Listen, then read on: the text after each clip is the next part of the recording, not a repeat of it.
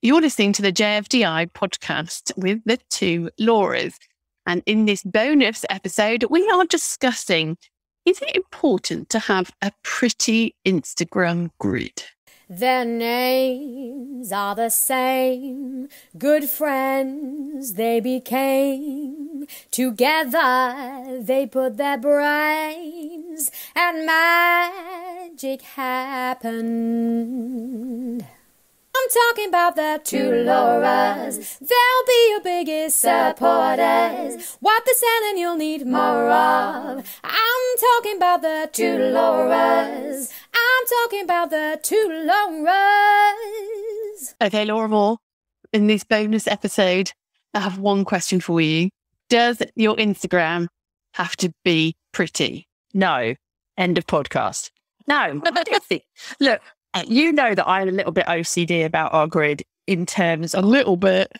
It irritates me if we've got two colours that's the same next to each other. However, what irritates me more is, let's take puzzle grids to start with, because obviously we can go into lots of other things, but puzzle grids. I think everyone knows my thoughts probably, but they wind me up. And here's why. I feel like I've just got on my soapbox. Going back to the question, no, that your grid doesn't have to be aesthetically pleasing. It needs to look good enough. But a puzzle grid, like, will look great if somebody lands on your grid. But if they see that post going through the feed, 9 times out of 10, it makes zero sense because half a word's cut off or someone's face is cut in half. Or do you remember there was one we saw where it's just a dog's bum? Yeah, there was like a dog hanging over from the post, which will be coming up, I assume. So you just saw a dog's arse at the very top of this square. Just where's the strategy behind that? Yeah, this is where people's focus is in the wrong place. The focus is, does it look pretty? Is my puzzle grid all linked together? You know, is the dog's head going to appear in the right sequence? And actually, that should never be someone's priority or focus when they are thinking about their content on Instagram. Now, I know there's lots of people out there who take a lot of pride about how their Instagram looks, and I'm not knocking that. I actually think having an account that is on brand and has consistency in that brand is important, because people can, you know, there's people in our membership who I see their content straight away. I don't have to look at the name. I know exactly whose account that is. And that is amazing. That's what we all want to achieve.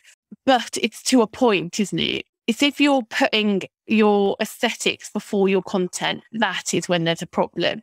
And these people who I'm referring to, who I see their content all the time, I don't think they do that. Their content looks good, but most importantly, their content is on point. It adds value. It's, you know, it's good content. But it's when you just have a beautiful looking grid, but actually it, you know, there's no substance to the content either, and it just is a bit like it's National Dog Day, and there's no relevance to the business that they don't even have a dog. But they've used the National Dog Day just because it looks good on their grid. Yeah, that's when I feel we've got a problem. And because Instagram always used to be a visual, still is a visual platform when you compare it to the, you know, Facebook and Twitter, what have you. It was all about, you know, it had to be good photography. But I don't think it has to. There's some really shocking accounts out there who look.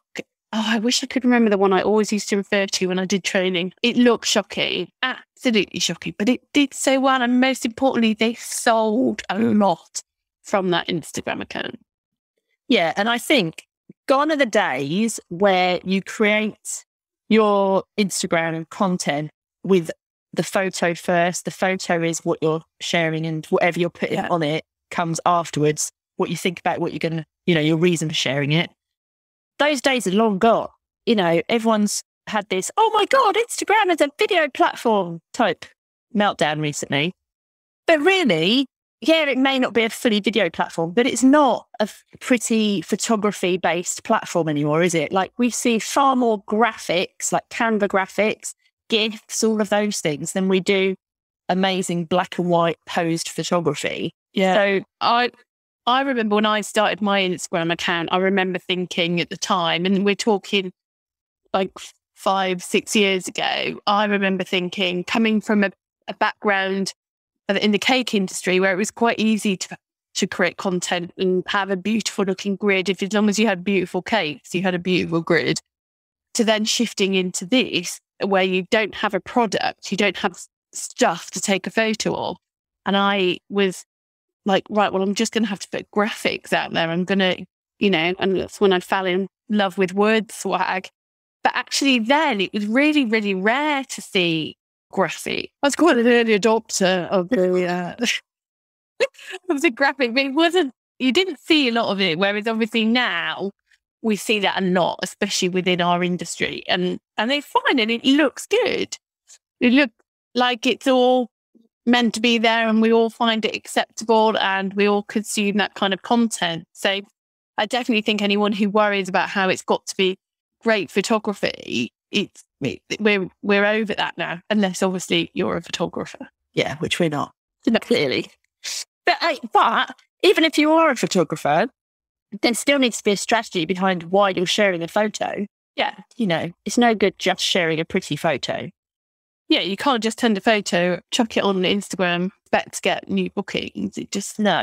If it was that easy, well, we'd go and be photographers. Yeah. You wouldn't need to be a social media manager, would you? No, exactly. So what was the actual question that you asked me at the beginning? The question was, does your Instagram grid have to be pretty? Right. Okay. So going back to that question, no, I don't think it has to be pretty.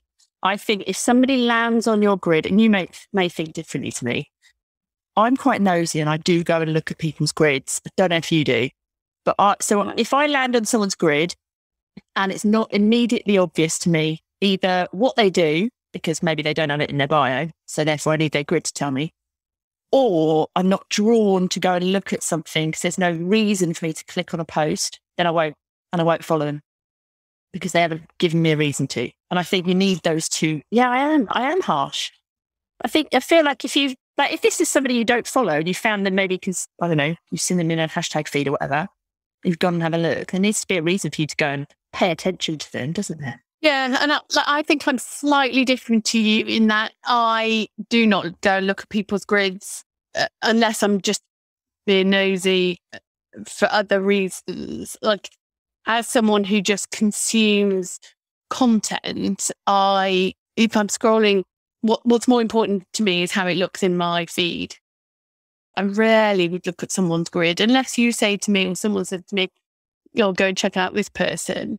This is what I mean, though. If it looks good in the feed and it's giving you a reason to engage with it in the feed, then it will look good on the grid and it will give you that reason to engage with it in the grid because it's made you stop and made you be interested in it. Whereas if it's just a random photo, you probably won't have stopped scrolling to read the caption. I don't stop for much. Yeah, I don't look at people's whole grids. I just look at the feed, and if their content speaks to me in the feed, then I'll engage with it. But I will rarely go and look at someone's grid. And actually, if somebody says to me, go and check out this person, I may go and look at their profile. I'm more likely I'll read their bio and then I'll head to their stories because I want to see what they're actually really like as a person, not what their grid posts are like. See, I never go and watch someone's stories unless I know them. So interesting, isn't it, how different people use different platforms? But this is the thing, isn't it? And how we all make assumptions on how we should operate and deliver social media management, and how we make all these assumptions based on how we use social media.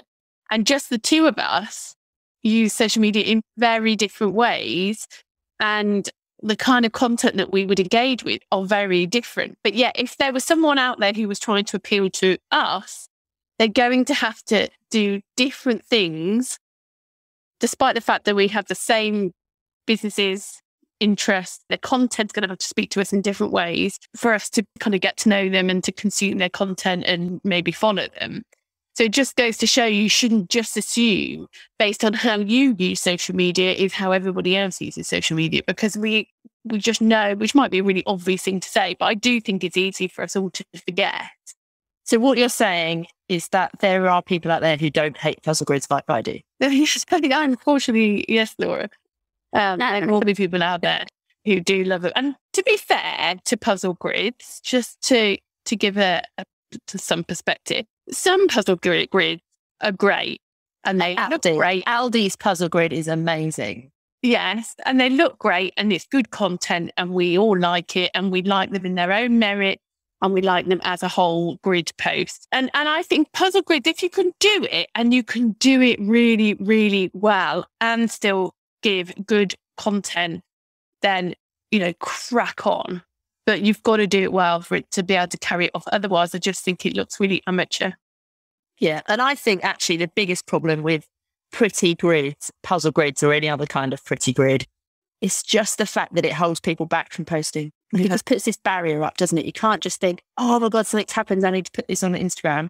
Because you've got to go and get Canva and make sure it fits in your puzzle and all of that crap. You can't post timely content, can you? You can't sit there and go, oh, I'm going to do that reel about Facebook going down for 6.5 hours. Oh, no, hang on, I can't because it's not going to fit in with my grid. I haven't got time until next Wednesday. And that it's not timely then. So you just don't, and then you miss out on a content opportunity sometimes. Yeah.